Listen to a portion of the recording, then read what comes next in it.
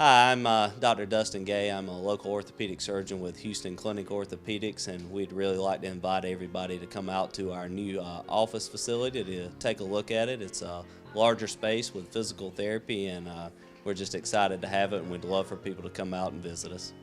Come by and see us today at our brand new location, the Houston Clinic, Medical Drive in Dublin.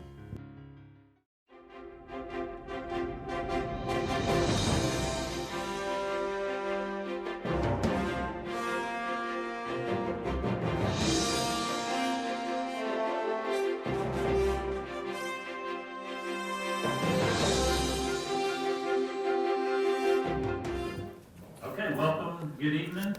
We are about to start our mayoral candidate forum for this evening. Our two participants will be Mr. Jerry Davis and Mr. Joshua Kite.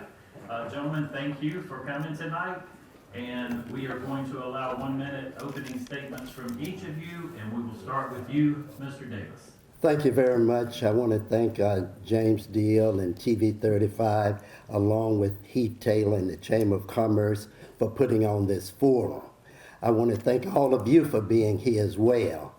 I want to thank my lovely wife of 44 years, Dolores Davis, and I want to thank my older sister, Brenda Paldo, for being here, as well as my other relatives. I want to thank everyone for tuning in to this forum, being present for the forum tonight so you can hear the candidates for mayor of the city of Dublin. I want to finally thank my opponent for being here as well.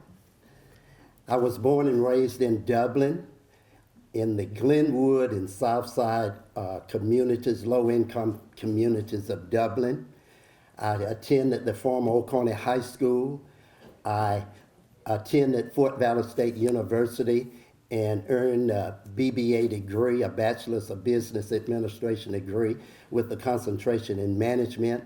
Due to the lack of jobs in Dublin at the time, I had to travel north to work a 30-year career. I worked 6 years in retail management and 24 years in the insurance industry with Provident Life and Accident Insurance Company. It's now Unum. I started out as an underwriter trainee, then an underwriter, and ultimately an underwriter trainer.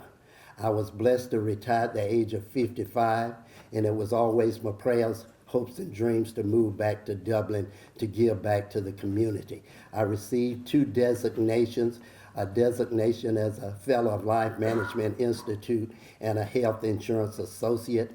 My wife and I owns a business in Dublin called J. Davis Enterprises.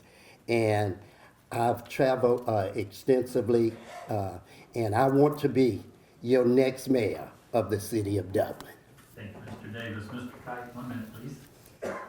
Thank you. Good evening, everyone. I'm running for mayor of Dublin because I believe in the future of this town. I believe that everyone deserves to live in safe neighborhoods where they can have families playing in the yards and the streets safely, without fear of violence and without fear of traffic. I believe that we need a new strategic plan for 21st century growth that will bring good, high-paying jobs into our community. I believe investing in the community, in community events, in community programs, recreation, increases quality of life for all of us who already live here and attracts new people to town that will increase our growth. I believe in all of those things, and that's why I'm running for mayor. I'm also running for mayor because I believe I can be part of a team and even leader of the team that can accomplish these goals. I graduated from Dublin High School in 1992. I grew up in this town, and I decided to come back to this town to make my career and my life. I spent the last 20 years working as an attorney, and the last 10 years working to revitalize downtown. The work that I've done in downtown, I hope to extend to the rest of the communities that maybe haven't shared in the same resources as other parts of the town in prior years. I believe that we're all in this together, that when we work in a unified manner, we can make this a better town, one that all of us can be proud of. Thank you. Thank you. So I will start with our first question tonight. I'll begin with you, Mr. Kite. Would you share your description of the mayor's role in the community? The mayor's role is to listen, learn, and lead. And by that I mean that the mayor has to proactively go out and bring everybody in the community to the table, to listen to all concerns from every neighborhood, from every community, from every walk of life. Get everybody at the table, not just those who know that they want to be at the table, but people who have a stake, but maybe haven't had their voices heard before and maybe don't even believe that their voices count. We've got to reach out to all those people and get them around the table and listen to what they have to say. We've got to learn from those experiences. And not just from the experiences of people, but we also have to dig into the numbers. We've got to be financially literate and financially responsible.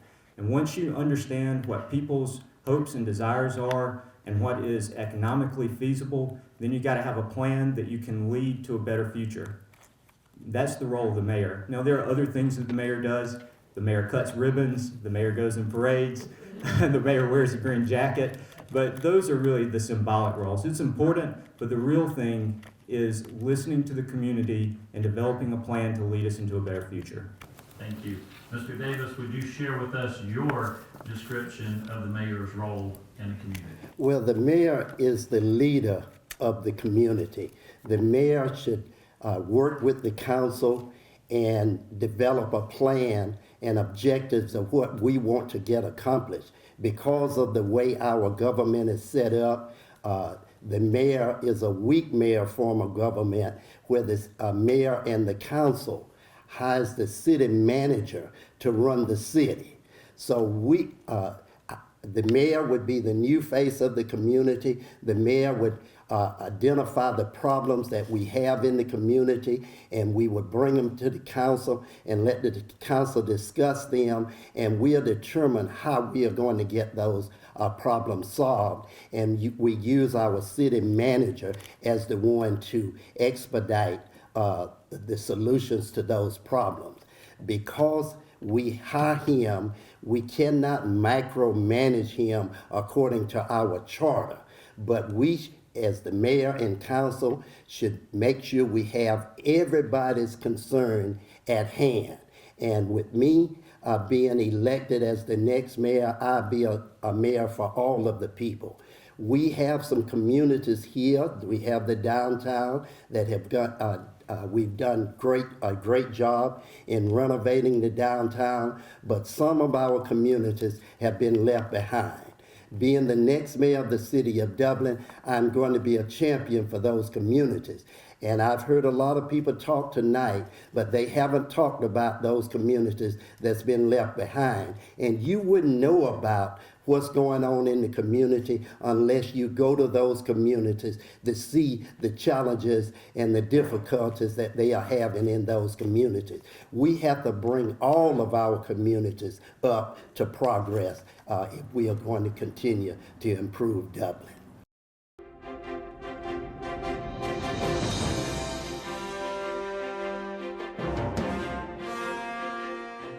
They work all week for Friday night. Go, let's go! And when you call, click, or visit Dublin Chevy Nissan, you'll see our teamwork in action. Let me put your dream in your driveway. Let's take a test drive. The right vehicle, the right experience, the right dealer. Good job, here we And go! remember, Don sells cars well, only at Dublin Chevy Nissan. You'll score a winning deal every time at Dublin Chevy Nissan. Thank you. I'll start with you for the next question, Mr. Davis. How will you address race relations as mayor of Dublin? Well, what I would do, I would continue to use the Race Relation Task Force. But how I would be different, I would embrace it. And I know they have the Race Relation Task Force have a difficult task, but when they go and they debate the issues and they come up with a conclusion, we have to respect the decision of the Race Relation Task Force. The previous administration and put together a Race Relation Task Force and did not honor the recommendation from the Race Relation Task Force. I would, other than having just a specific people that we designate as a government, I would reach out to the various communities so we can compile people from all aspects of the community and to be represented on the Race Relation Task Force. Bring the citizens in and we talk about the problem that we must solve.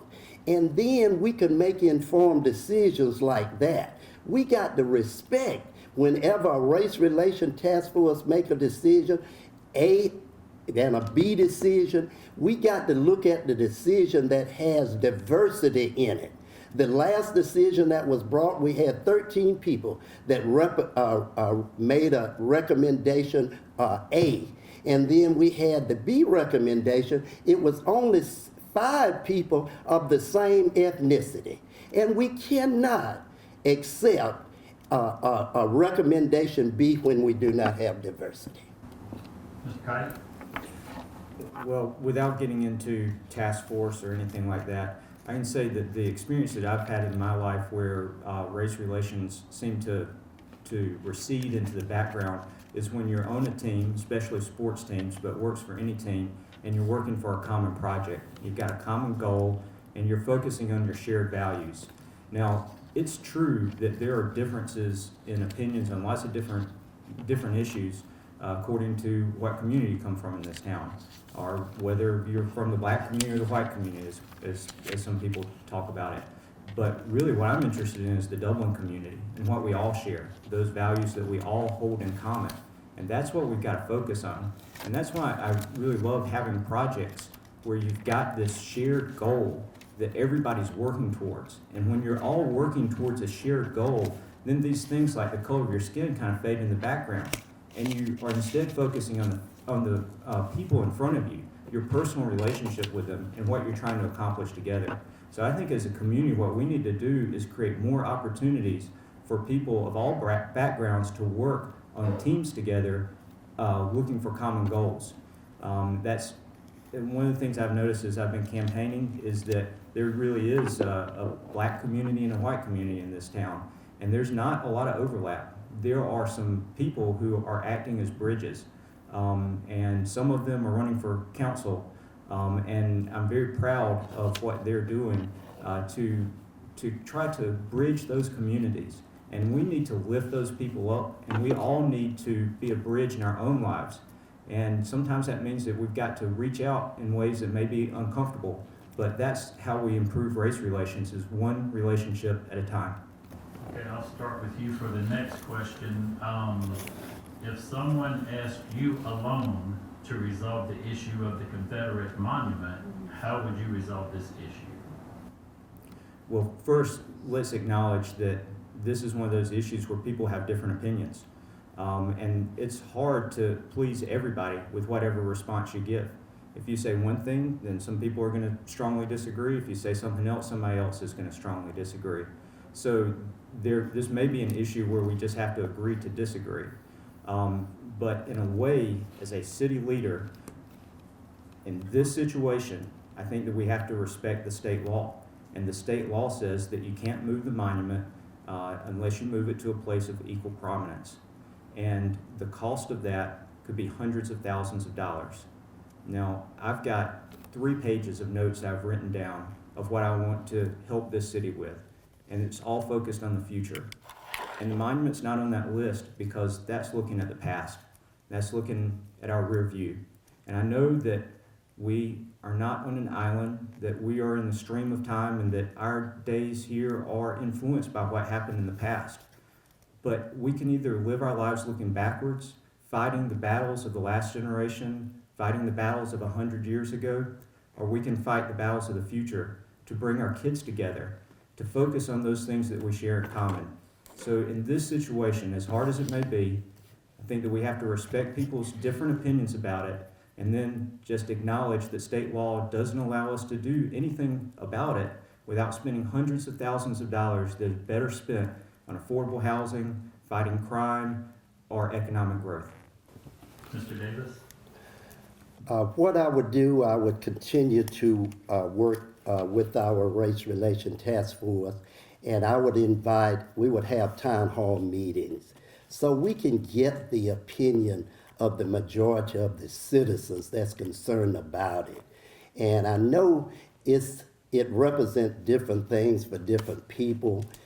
Some I've heard that it's a commemoration of the loved ones that's been lost, and they don't know where they are located at, so they use it as a memorial. But to others, it's very hurtful. It represents violence and hatred. It represents enslavement of black people. And that's something that you just can't sweep under the rug to say whether it should stay there or it's just part of the past. But I would invite, like I say, have town hall meetings and discuss it further. We had the decision of the Race Relation Task Force, and I would abide and support the Race Relation Task Force, the decision that they made. It's something that I wouldn't just bring up in my administration in my first couple of years, but I will listen to the will of the people and whatever the decision that Race Relation Task Force come up with. The main thing, we have to work together as a community to try to move our community forward.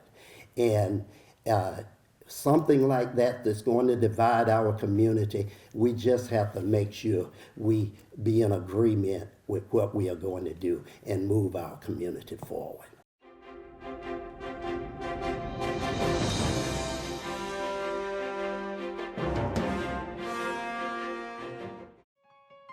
The City of Dublin Natural Gas provides the most cost-efficient source of energy available today. So for your home, choose the most natural resource. Safe, clean, efficient. All new subdivisions around the Dublin area have natural gas available. Start reducing your energy bills today with Dublin City Natural Gas Department. Natural gas, the smart choice. Call 277-5048 today and let us help you start saving today. Thank you. I'll start with you for the next question. Please share your position on the Hub Dudley Monument and Park. Well, I think the idea of having a Hub Dudley Unity Plaza is one that need to be done, but to compromise the statue of a notable man like Hub Dudley. And Hub Dudley perhaps was one of the most notable men in all of Dublin and Lawrence County. Because if you look out in the hallway of the front of the city hall, there's a plaque on the wall in honor of Hub Dudley. From what he did, we need more people like Mr. Hub Dudley. He helped create businesses for black and white, and he was a positive role model. He helped to move our city forward, and he had an empire. And we definitely need to recognize him, but in the location that it was suggested that we put it in was not the right location, because some things don't mix. It's like oil and water. Having Hub Dudley right next to the Confederate statue is not ideally where it should be. It should be either on the east side of the county courthouse, closer to his establishments, but I would love to see it as the starting blocks, the starting unity part of developing the Oconee River. That's something that I would propose to do. It would provide an economic boost to our city, create jobs. I can envision a lot of establishments on there, restaurants, arcades, ice cream parlors. We would have fishing piers. We could even have an IMAX theater, a skating rink there, a pedestrian bridge going over to East Dublin to get them involved in some development with the Riverwalk. Mr. Kite, your position on the Hub Dudley Monument and Park. All right, so there was a committee that was set up by the council to develop plans for a unity park that included a memorial to Hub Dudley. The council ultimately voted not to move forward with that, and that was probably the right decision. I do think that statues and commemorations for notable people are very important for a community. We do need to lift up those people who have been contributors, and he certainly was a great contributor to the community. I've got some ideas of where a statue or a small park area could go, but ultimately that's going to be a decision of the council based on available funding, and I would certainly support doing that, and I hope that we could all agree on a location for it. I know that people have different opinions about where it might be located, and that's the kind of thing where you really do have to, it's not the kind of thing that, it's easy to ask the question, what would you do if you could make the decision alone, but that's not really what the mayor does. You know, we've got to talk with the council members and get the input from the community. So one of the things that I like to do is generate a lot of ideas, put those ideas out there, and I think that we can come up with a good location to commemorate them. Okay, thank you. Next question, I'll start with you, Mr. Kite. If you could, in 2 to 3 minutes, give us your current state of the community address. All right. Whenever you look at a community, you can look at certain aspects of the community. How are our services doing? What is the safety of the community like? What does the community look like? What is the physical beauty of the community? And then what is the feeling of the community as far as the spirit goes? So if we run down those things on services, I think that we've done a good job through the engineering department of having a robust infrastructure. The things that we need that I would look forward to doing in a term as mayor would be getting a new fire department for the north side. I think that's going to lower some insurance rates for the people who live in that area and provide greater protection to the middle school. We're also going to have to look at a wastewater treatment plant. That's a $25 million investment. But we're working on a plant from the 1970s that's discharging wastewater into the Oconee River. So that's a major capital item that we're going to have to look at.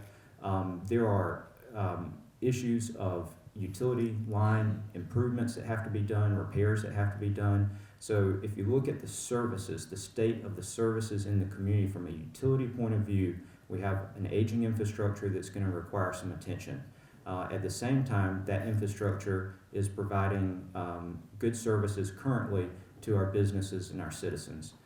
If you look at the safety, we're spending $7 million a year on police protection, and one of the things that we've got to do is make sure that we're getting good bang for our buck on that money that we're spending.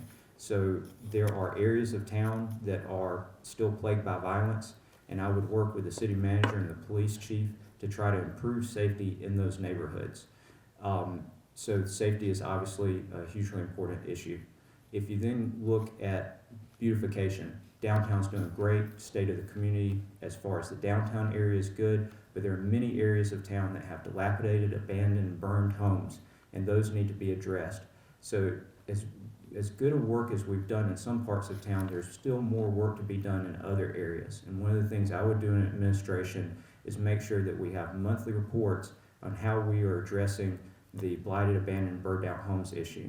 As far as beautification goes, I'm a huge proponent of parks and recreation and beautification because I think that makes our community both more attractive for the people who live here and brings other people into our town. There are areas that look great, but we need to work on our gateways. If you're looking at the I-16 corridor and you're trying to get into town on Highway 19 or Highway 441, there are areas that are not attractive. So I think that as good as some places look, we really need to focus on improving our gateways. Now, you've just asked me a whole lot there for 2 minutes. You're dead on time. Okay, thank you. So 2 to 3 minutes, if you would, Mr. Davis, your view of the current state of the community. Well, we've made some great progress over the past 12 years. I've served on the Dublin City Council for 12 years. I've participated in lots of meetings with the City Council and probably some 576 meetings if you combine the councils and the pre-council meetings. And I've earned 204 credit hours with the Georgia Municipal Association.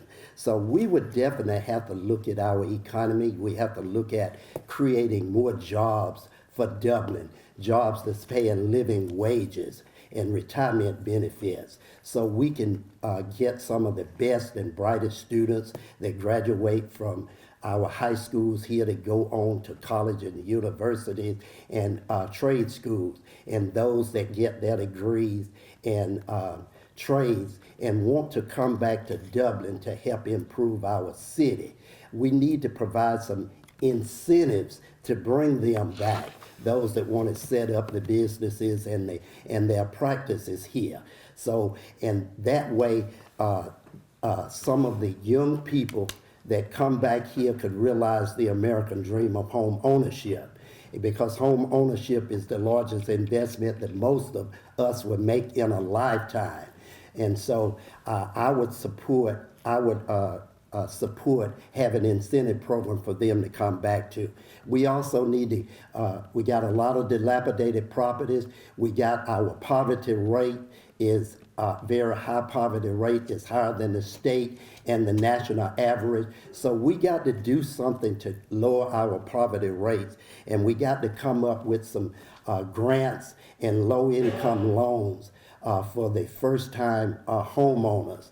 So we can give those families that's been living in multifamily homes for years some hope and some aspiration of wanting to do better and not being stuck in generational welfare.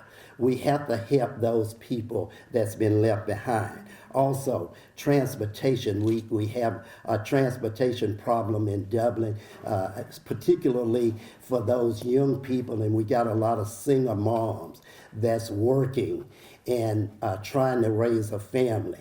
And I would advocate for car donation programs for those working families, work with corporations. If we have excess funding with the city, that we could provide some programs where we can work with the individuals and corporations, that those people that have 2 and 3 vehicles just sitting in the yard, that they would donate to those working families. And at the end of the year, we'll have an award program to recognize those people.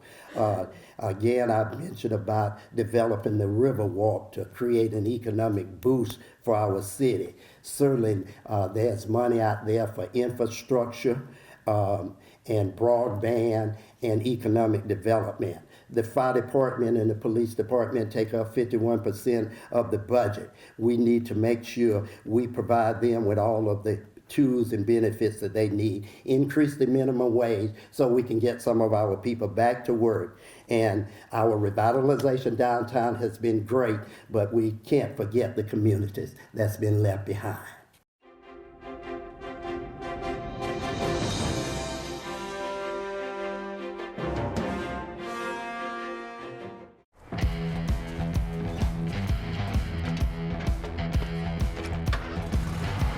You've got miles and miles of grass to mow. So you're going to need a machine built to perform.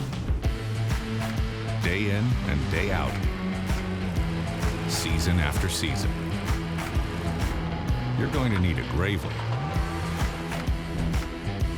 Built to mow the distance. Now at Myers Equipment and Supplies in Dublin. Okay, I'm going to start with you, and you may have already given your answer for this next question, but the $6 million that the city of Dublin is set to receive from the federal government, how would you most like to see that money utilized? I would like to see it, I can say how I would like to see it utilized, but I want to recognize that we do have a council, and we have to have cooperation and participation from the council in order to do it. I would like to see some of that money, and I would advocate for it, that we would share it with providing grants and low-income revolving loan funds so people could have affordable housing. I would like to work with the Dublin Housing Authority to see if we can use some of the funding to help them change the concept of multifamily homes. I'm from I lived in Glenwood and on the south side, over in Fair, over in south side, and in Vincent Village. We still have multifamily homes that we've had 50 and 60 years ago. we fail the communities over there. So I would take that money and I would try to help the people that's been less fortunate, cleaning up the streets and paving roads. Talking to the people while I'm on the campaign trail, they say if you would just pave the roads and fix the potholes and help us clean up the streets, that would be so much appreciated. Those little things like that, and that $6 million, I would use it toward that effort. Right. All right. How would you like to see that money? If you could choose, how would you like to see that money spent? Great. So the first thing is it's COVID relief money. So we have to make sure that we first take care of issues related to COVID relief. If that means that there are additional things that we can do to, we're just a few weeks off of a terrible peak in COVID cases and hospitalizations. So, that's the first priority for this money, and that's why it was allocated to the city. And we need to make sure that our responders and our healthcare system has all the resources that they need. In addition, we need to do some long-range planning in case COVID is with us for a couple more years, how we can increase ventilation in different facilities, how we can provide the tools that the city employees and the citizens need to make sure that we can handle any future spikes. Secondly, if you're looking at priorities from the city, currently there's about a $20 million general fund budget each year, and that budget is only met because we're transferring money out of the gas department reserves. So we're actually spending more money each year than we're bringing in through other revenues, and that shortfall is being funded by profits from the gas department. I think the first thing we have to do to be fiscally responsible as a town is to get our 120-day reserve back up. And if you talk with the city finance director, he says that if a city wants to borrow money at low rates and be able to weather any unexpected downturns, you need a 120-day cash reserve. So the first thing that we need to do after making sure that we've funded all COVID relief efforts is to make sure that we have that 120-day reserve fully funded. There are some projects that would be great for the community. Everything from creating a green belt of parks that are walkable and that you can ride bikes on, to the Riverwalk project, which I spent a lot of time developing the plans for the Riverwalk project, and we could start funding the property acquisition for that. There are public safety measures that we can help fund, including cameras. And I see that you're telling me that my time is up. I've got a ton of ideas, but the main things are making sure that we have COVID relief and that we are fiscally responsible. Okay, thank you. Next question, I'm going to start with you, Mr. Kite. And this question was asked earlier of some of the city council candidates, but are there any departments where we could consolidate services with Lawrence County to save taxpayers money? Again, specifically to combine possibly fire department with the county and police department with the sheriff's department. Well, the first question you always have to ask is, what are you trying to accomplish? If you're trying to accomplish saving money, then you need to know, are you really going to save money? And what many cities have experienced as they've attempted consolidation of services or even governments is that it costs a whole lot more than you expect. Even things like painting the police cars and getting your payroll systems and your human resources systems on the same track is very expensive to consolidate departments that have been run differently. And then you've got issues of personnel and who's going to be in charge and what happens to the jobs that are available. So what are you trying to accomplish? Will you really save money if you try to do it? And then if you do save money, if you study and say, hey, we can save a little bit of money doing this, well, what are you compromising in terms of service? Are you degrading the service that you currently offer the citizens? And if you are degrading that service, then it may not be worth it. Living in the city is supposed to be a value proposition. You get more police and you get better fire protection, and that's part of what you pay for your city taxes for. So I have some real questions as to whether, one, it would save money, and two, if it would save enough money to make it worth a possible reduction in service. Thank you. Mr. Davis? Would you repeat the Yes, question? sir. Are there departments where we could consolidate services with Lawrence County to save taxpayers money, specifically to combine the fire department with the county and the police department with the Lawrence County Sheriff's Department? Well, certainly, I would want to just look and see what the benefits are going to be. Right now, being in the city, we are paying taxes in the city and we are paying taxes in the county.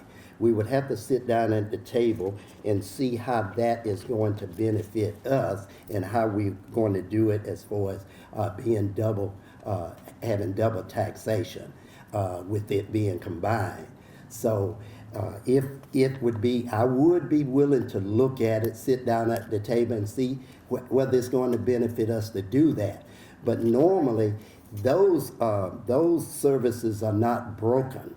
Whenever you have a fire, regardless where it's at, most of the fire departments around the city and the different municipalities, they going to go there anyway.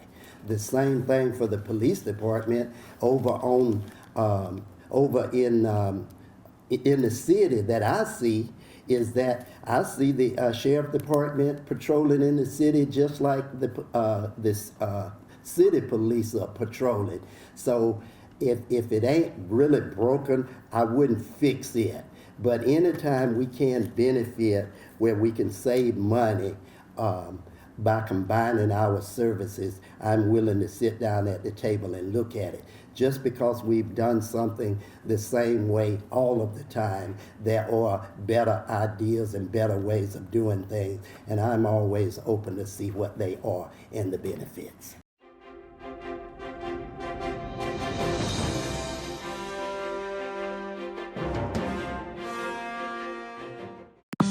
Thinking about what to do after high school? How about jumping directly into your future? Oconee Fall Line Technical College offers hundreds of programs to prepare students for the real world. From business to healthcare to professional and technical services, our graduates go straight into a career. And tuition? Surprisingly affordable. At Oconee Fall Line Technical College, you will succeed sooner. Apply today at oftc.edu.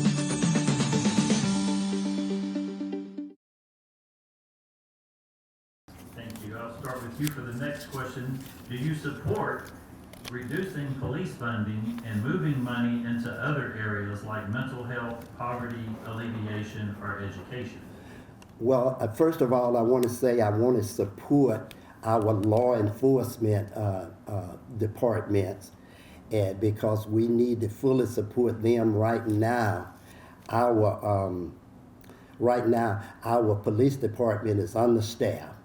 And we need to provide all of the funding that they need to try to get the employees that they need to do the jobs that they are going to do, that they need to do. But I don't want anybody to think that I support defunding the police. I do not support that. There have been ways of money being reallocated to be better served. So those things that we would have to look at. I remember my wife and I living in Glassboro, New Jersey. We were 17 miles from Camden, New Jersey, and 18 miles from Philly. We had a friend that lived in Camden, New Jersey, and we would go visit him periodically. But we dreaded going to Camden because it was a terrible place to visit in the daytime. But God had it for us to see that we were watching TV, and they said the city of Camden, they reallocated funds from the police department, and now those people in Camden, New Jersey could sit on the porch at nighttime. So it made a tremendous impact on how they reallocated the funds. Mr. Kite, do you support reducing police funding and moving money to other areas like mental health, poverty alleviation, or education? That would be a bad idea right now. You don't have growth, you don't have stability, you don't have quality of life unless you have safety. And safety comes from the police department as well as how strong your local communities and neighborhoods are. At this point, There are too many neighborhoods that are suffering violence, too many places in this town where people are afraid to sit on their porches because of gunfire. There are too many places where people know that if they leave their bikes in the yard, the bikes are going to get stolen. There are too many places where people are afraid of physical violence.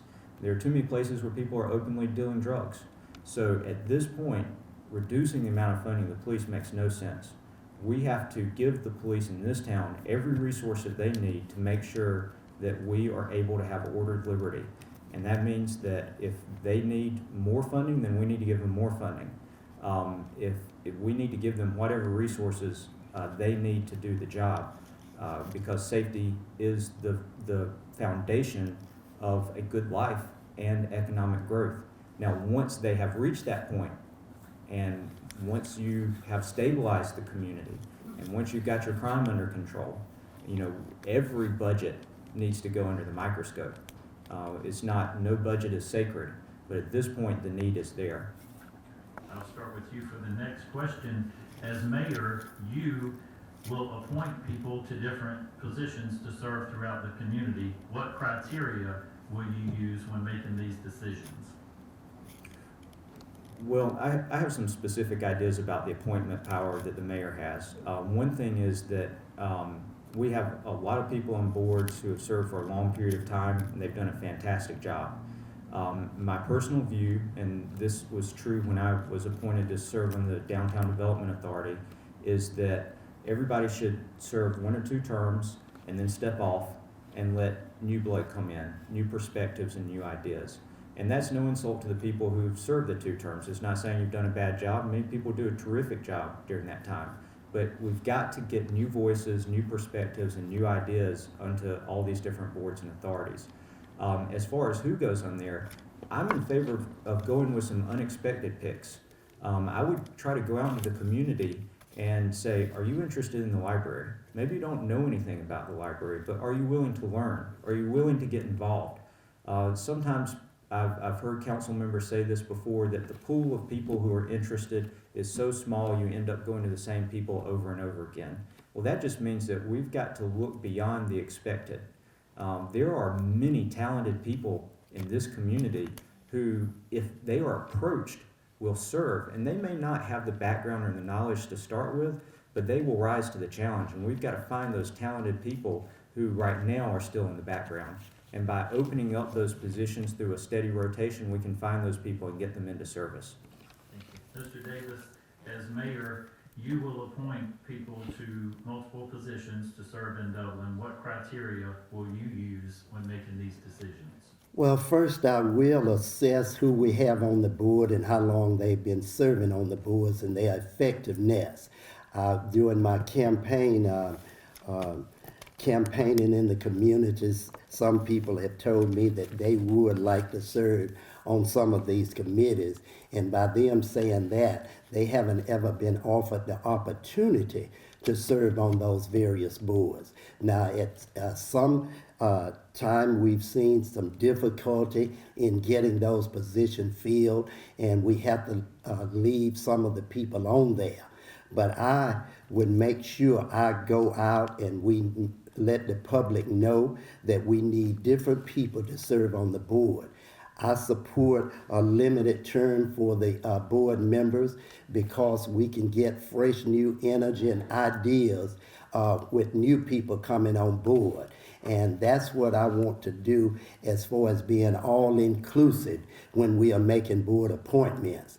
We want to make sure the people that serve on the board are serving with integrity and they are passionate about what they are doing, and that we would benefit greatly from having new people serving on those various boards. Thank you. I'll start with you, Mr. Davis, on this one. This is 2 questions put together. Should race play a factor in hiring decisions at the city? And should all city leaders be required to live in the city? To start off with your question, race should not play a part in hiring. I want to put that on the table first. Now, there are situations that we deal with when we've lived in the city for 12 years. Like I've served on the, I've lived in it since I've been back. My wife and I have lived here 14 years. I've served on the council for 12 years. And we look at the hiring practices, and we have to create a better way of trying to make sure that we have equitable employment in the city of Dublin. From what I've heard in the past is that we cannot find qualified candidates. So to hire a person just because of their race, we don't supposed to do that. But we need to go that extra mile to find the qualified people. I attend the Mayor's Day Conference, being part of the City Council. I attend the GMA convention, and I see lots of people that are part of the Georgia Municipal Association government. And I don't see the other cities having problems finding people. So no, race should not be a part of the hiring process, but we should go that extra mile to find qualified people. Okay, and should leaders live in the city? I'm a proponent. I feel that the leaders should live in the city of Dublin. Not only live in the city of Dublin, but you need to live in the city of Dublin for a considerable amount of time before you qualify for office. According to the way things are right now, a person can live out of state and hear about opportunity to serve in a leadership position in a city.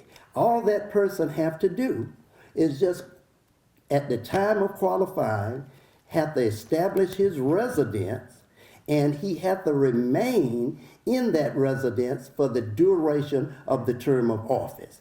I think we need to have people invest in our city. My wife and I moved back to Dublin. She wanted to move out in the suburbs to be comfortable, better homes. But I had a passion for our city, and I wanted to move back in the city. So I've been living in the city for 14 years, paying taxes. People should invest in the city, and they should be required to live in the city to lead the city of Dublin. Thank you, Jerry. Joshua, should race play a factor in hiring decisions at the city, and should city leaders be required to live in the city? The answer to your first question is no, and the answer to your second question is yes. The race and skin color has no role in the hiring process, should have no role in the hiring process. Yes, we do need to recruit. Yes, we do need to train. Those are absolutely important things that we can do as a city to make sure that we are getting the most qualified candidates possible. But when it comes to the hiring decision, it needs to go to the most qualified person, regardless of the color of their skin. And I was glad to hear Jerry say that tonight, because on previous occasions he has said that his most important goal as a council member over the last 12 years and as mayor is to have the city employment of black people be 61%, which is the same as the number of black people in the city. And so I'm glad that tonight he's clarifying that race should not play a role in hiring, because that's unconstitutional, and it's also just wrong. People should be treated according to who they are, what their life experiences are, what they love to do, what their qualifications are, the things that make them an individual. We should never be reduced to just a skin color. We should all be treated according to our own personal characteristics. And that's the way that we come together, is treating people as people without regard to the color of skin. And that should absolutely happen in the hiring process. As far as living in the city, I believe that by ordinance, the mayor, council members, and city manager all have to be residents of the city. So I believe that that's the current law, and I think everybody's abiding by that.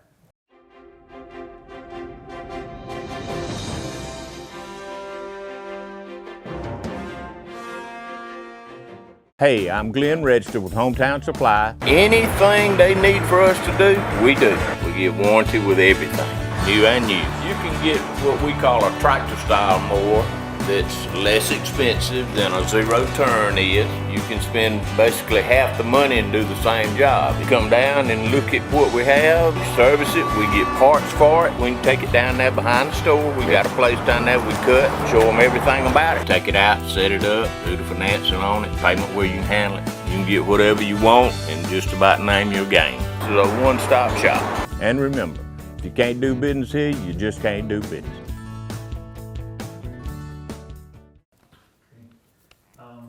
Our final question, please describe your first 90 days in office. I'll start with you on that one, Mr. Craig. I want to hit the ground running. I've got a 3-page list of ideas. I'm ready to start checking them off. One of the first things I want to do is get a current status on what our blighted, our effort to remove blighted, abandoned, dilapidated homes is. And I look forward to receiving monthly reports on what kind of progress we're making as a community on that. I'm also very interested in understanding where we're going with the $6 million in COVID funding. I know that we need to put together a team to look at how we can deploy those funds and invest those funds in the way that's going to be best for our community. There are other initiatives that are out there that need to be moved forward. That includes the Stubbs Park infrastructure project. We also have had on the table for years the Riverwalk project. That's something that, as I said earlier, I worked on before, and I'm interested in seeing a status report of where the city's property acquisition is on that. There are board appointments that need to be made, and I want to reach out to other members of the community and try to get some perspectives, some new perspectives on those boards. I also want to work with the Development Authority on reviewing the strategic plan for economic development. There are some specific things that I'm interested in city-wise as far as the engineering department and the streetscapes. And I look forward to working with the city manager and the city council on those projects and many more. Mr. Davis, could you describe for us your first 90 days in office?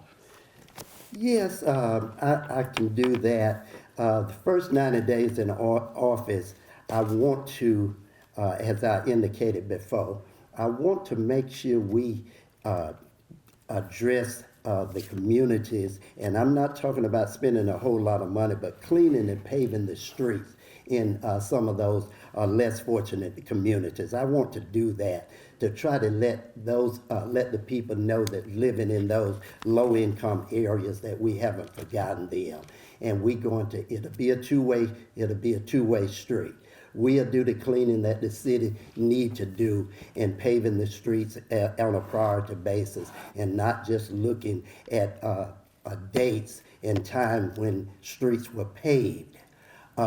We have to travel throughout the city and see what streets need attention first, and we need to clean it up. We need to beautify our city.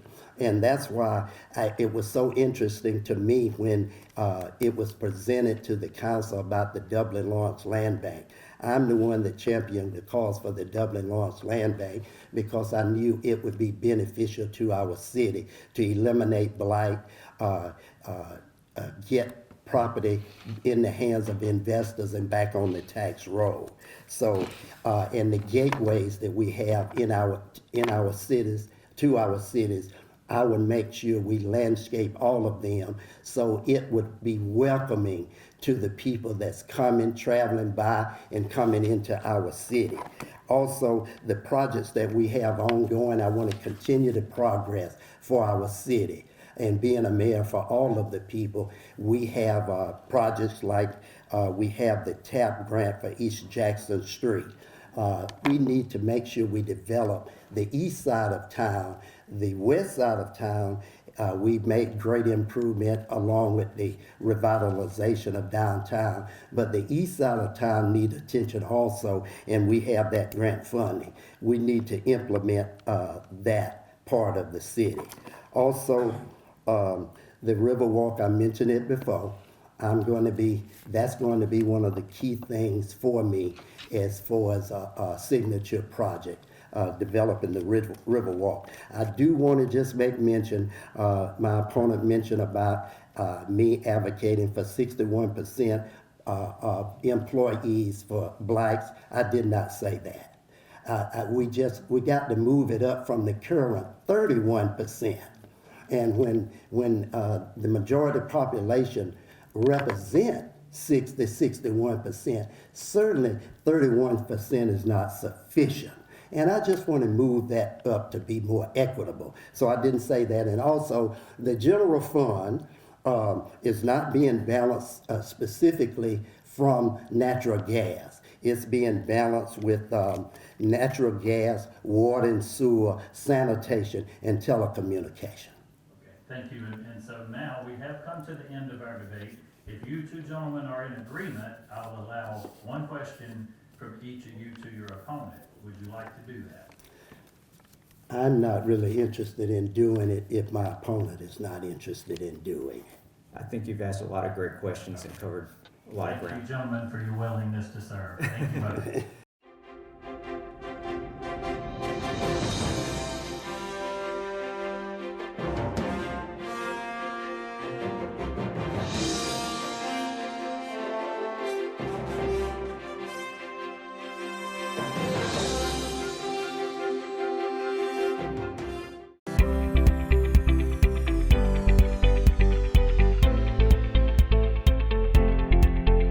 Conservative treatment options are typically where we start with both knee and hip arthritis. So if you come in to see us and your hip is beginning to be arthritic or your knee's beginning to be arthritic, there's sort of a stepwise approach that we take. Anti-inflammatories, which are medicines like Motrin, Advil, Aleve, are usually sort of first line. We have prescription forms of those medications that we can use. In our elderly population, that becomes a little more difficult because they have comorbidities, things like diabetes or stomach ulcers or disease, that they can't take those medications, even hypertension. So we'll try to treat them with medications if it's appropriate. When it's not, then we go on to things like injections. So cortisone injections, or there's these things called visco injections or visco supplements, which are lubricating type injections that we can use to treat knee arthritis as well as hip arthritis to try to control people's pain.